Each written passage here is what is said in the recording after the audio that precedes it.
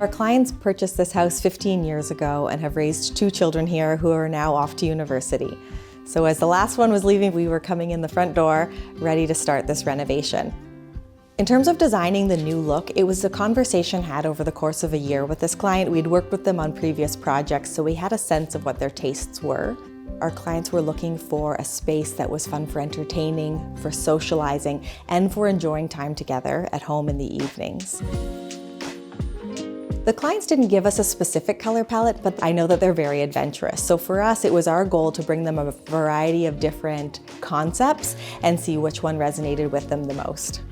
We've used a lot of colors from nature, so greens and browns, wood tones, but in muted ways. And the style is also, I would say, mature. We work a lot with families that have younger children still living in the home, and this is not the case here, right? So we are able to use fabrics and materials that are more delicate. When you walk into the home, you see straight through from the main entrance through to the kitchen and to the backyard. We didn't change the floor plan in any way, we didn't move any walls, but we still did change the openings within this main hall.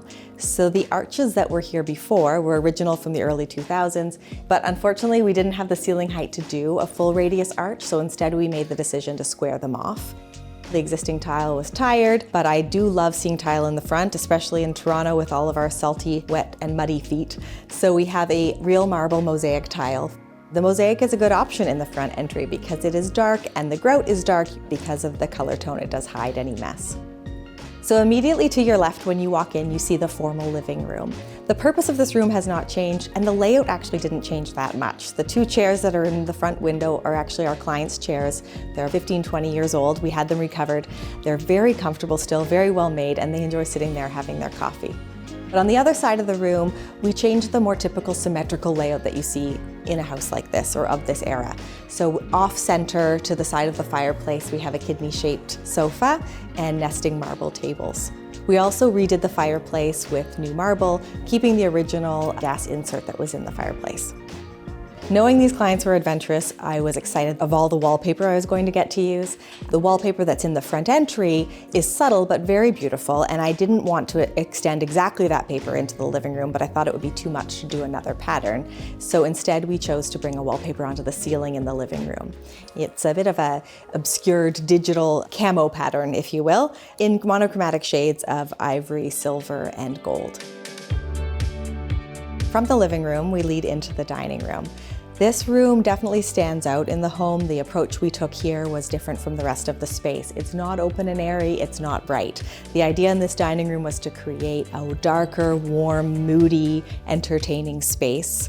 The paint color in the dining room is called Whipped Mocha by Benjamin Moore, and we used the same color on the walls, the trim, as well as the ceiling. This paneling was already here. It was in good condition, it was well made, but we were trying to modernize it a little bit.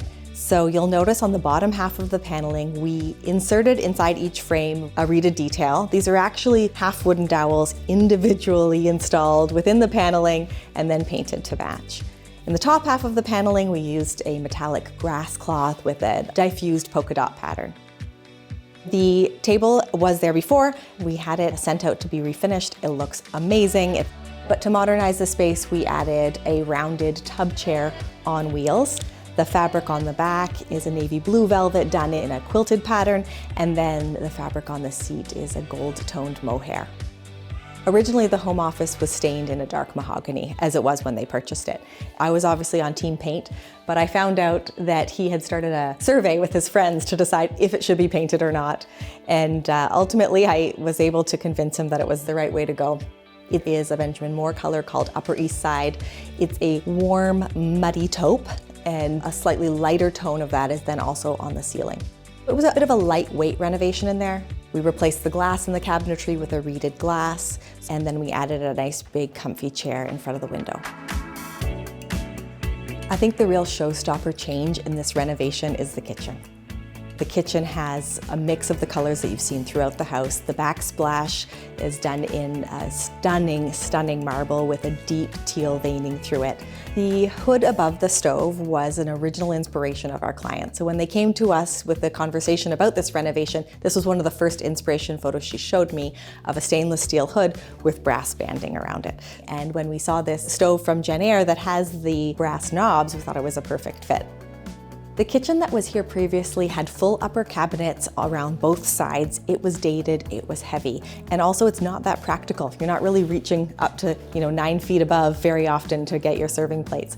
So we packed all of the storage onto the appliance wall, and then we opened up the wall above the stove with open shelving. The island has a Caesar stone top. The cabinet colors are a mix. We have a creamy light gray on the appliance wall and then a deep blue teal on the island as well as the perimeter cabinets. And then you'll also see a walnut finish in the kitchen banquette and in the cabinetry on the other side of the room.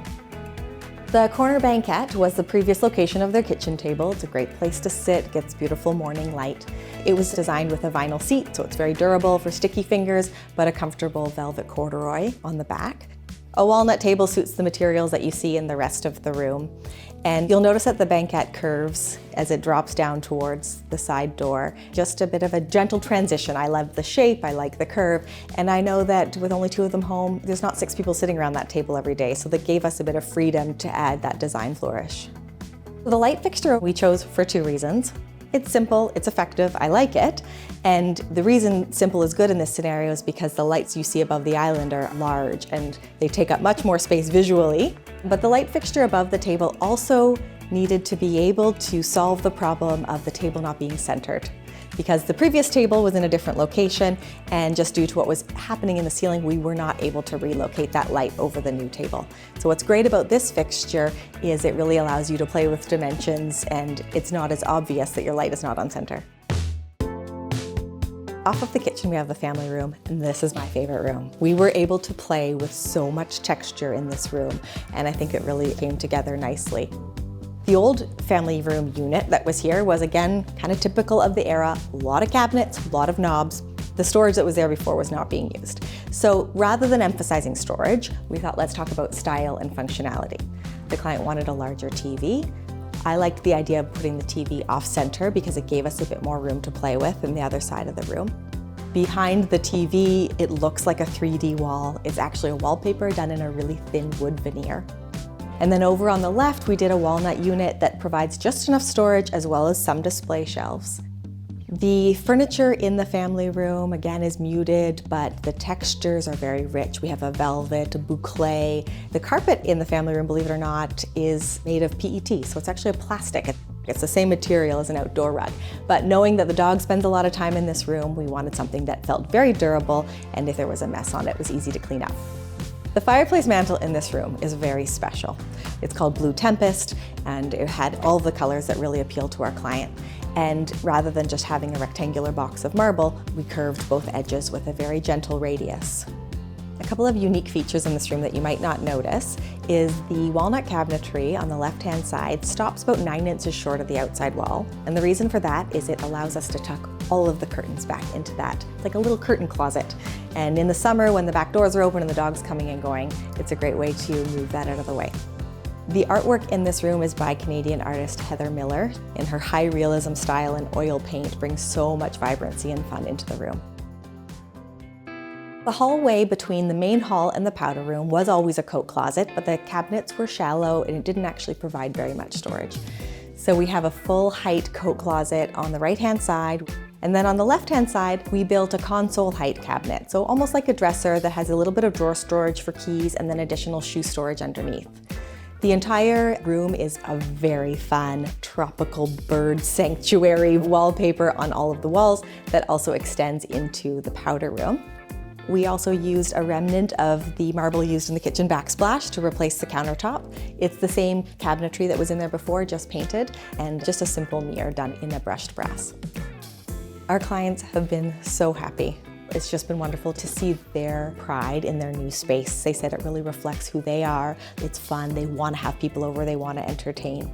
When I walked back in here, I couldn't believe it used to look any different. It feels as if this is the way it always should have been. I think it's a great reflection of design currently in Canada, and it also provided a backdrop for their collection of Canadian art. And as a huge supporter of Canadian art myself, it's lovely to see that emphasized.